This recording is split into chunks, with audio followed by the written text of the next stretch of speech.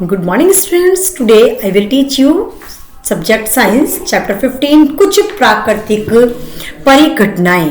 अब परिघटनाएं किसी भी तरह की हो सकती है। हमारी कुछ वस्तुओं को अन्य वस्तु से रगड़कर आयोजित किया जा सकता है।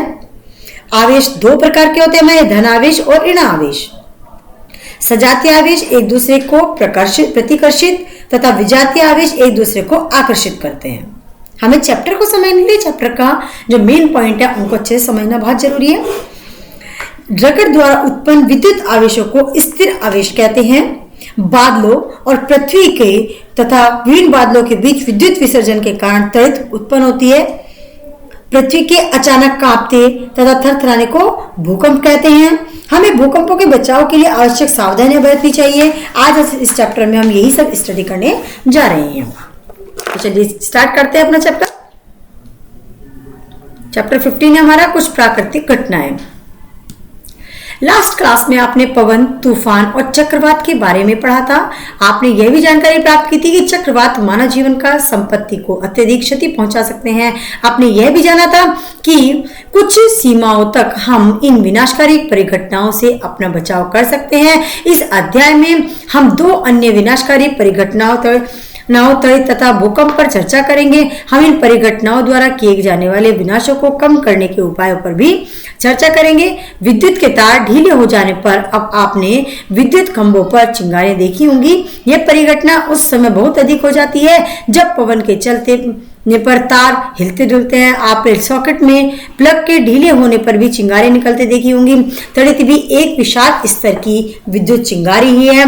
प्राचीन काल में लोग इन चिंगारियों का कारण नहीं समझते थे, इसलिए वे तड़ित से डरते थे और सोचते थे कि उन पर भगवान के क्रोध के कारण यह हुआ है। अब वास्तव में हम जानते हैं कि बादलों में आवेश के एकत्रित होने से तड़ित पैदा होती है। हमें तड़ित से डरना नहीं चाहिए, परंतु इन घातक चिंगारियों से अपने बचाव के लिए सावधानियां बरतनी चाहिए।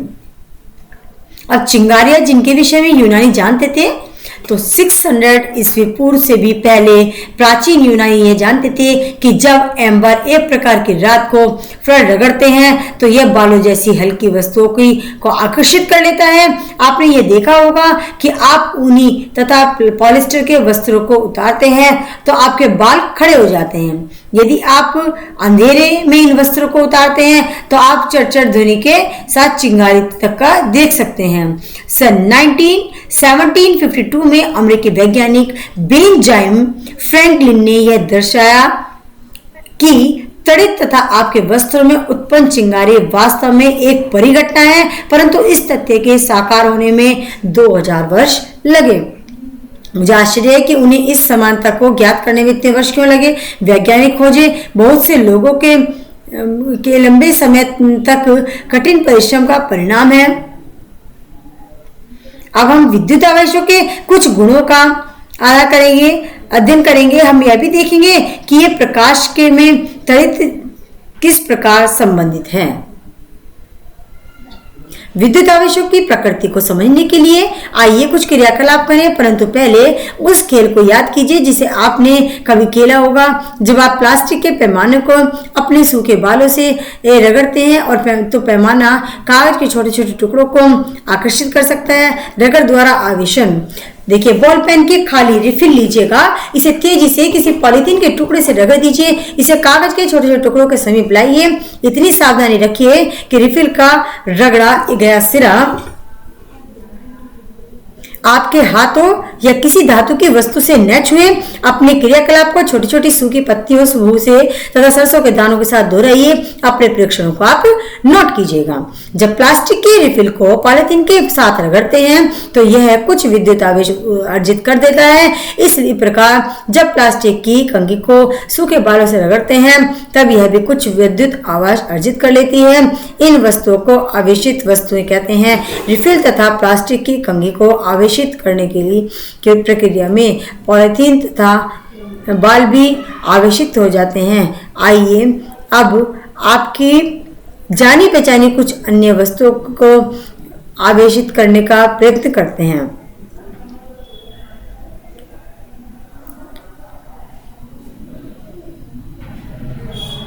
नेक्स्ट इंपॉर्टेंट पॉइंट आता है हमारा आवेशों के प्रकार तथा इनके अन्योन्य क्रिया। तो हम अगले क्रियाकलाप के लिए कुछ वस्तुएं सारणी में से चुनते हैं, जो हम पीछे सारणी बना रहे थे। 2 गुब्बारे फुलाइए, इन्हें इस प्रकार लटकाइए कि एक दूसरे का स्पर्श न कर पाए।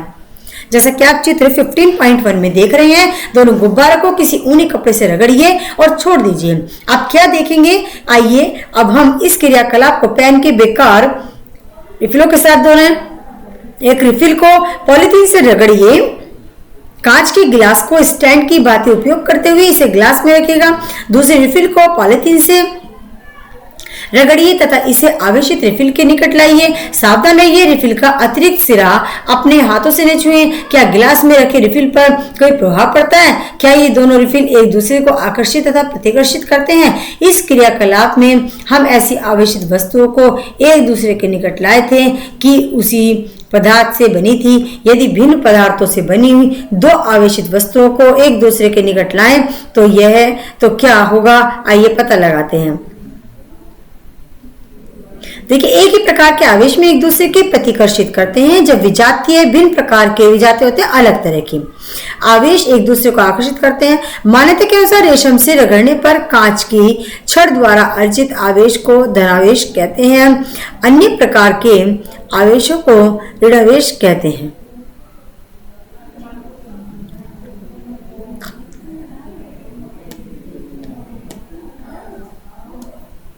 यह देखा गया है कि जब आवेशित कांच की रबड़ को पॉलीथीन से रगड़े या आवेशित प्लास्टिक के निकट लाते हैं तो दोनों के बीच एक आकर्षण होता है। आपके विचार से प्लास्टिक स्ट्रॉ पर किस प्रकार का आवेश होना चाहिए? यह अनुमान है कि प्लास्टिक स्ट्रॉ पर ऋणावेश होना चाहिए। सही है। रगड़ने पर उत्पन्न विद्युत आवेश स्थैतिक होते हैं, वे स्वयं गति नहीं करते। जब आवेश गति करते हैं तो विद्युत धारा बनती है।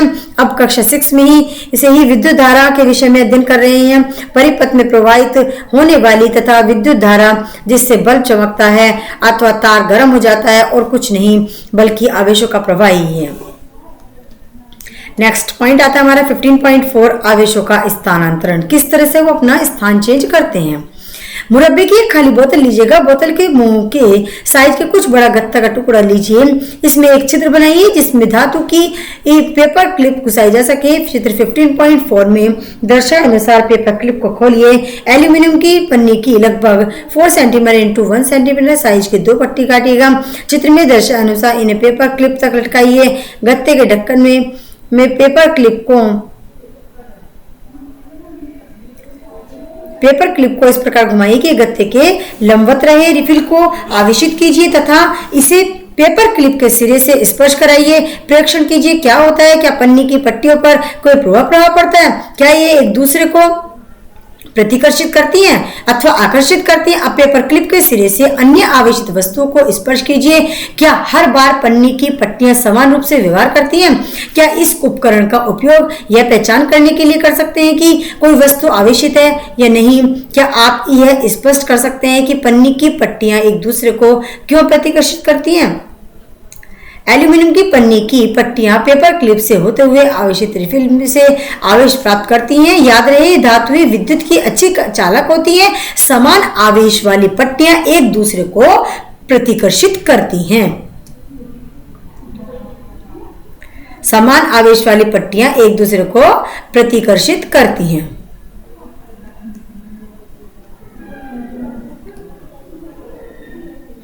और वे फैल जाती है। इस प्रकार की युक्ति का उपयोग एक परीक्षण करने के लिए किया जाता है कि कोई वस्तु आवेशित है या नहीं। इस युक्ति को हम विद्युत दर्शी कहते हैं। इस प्रकार हमें ज्ञात हुआ कि विद्युत आवेश को किसी आवेशित वस्तु से अन्य वस्तु में धात्विक चालक द्वारा भेजा जा सकता है। पेपर क्लिप के सिरे को धीरे से हाथ से स्पर्श कीजिए। ऐसा करते ही आप पन्नी की पट्टियों में एक परिवर्तन देखेंगे, वे अपनी मूल स्थिति में वापस आ जाती हैं। तो स्टूडेंट, आज के इस वीडियो में अपने चैप्टर को यहीं स्टॉप करते हैं। बाकी का चैप्टर हमारा नेक्स्ट वीडियो में होगा। तक आपको अच्छे से वीडियो को वॉच करना है, बुक से रीड करना है, चैप्टर को समझने की पूरी कोशिश करनी है। Thank you everyone.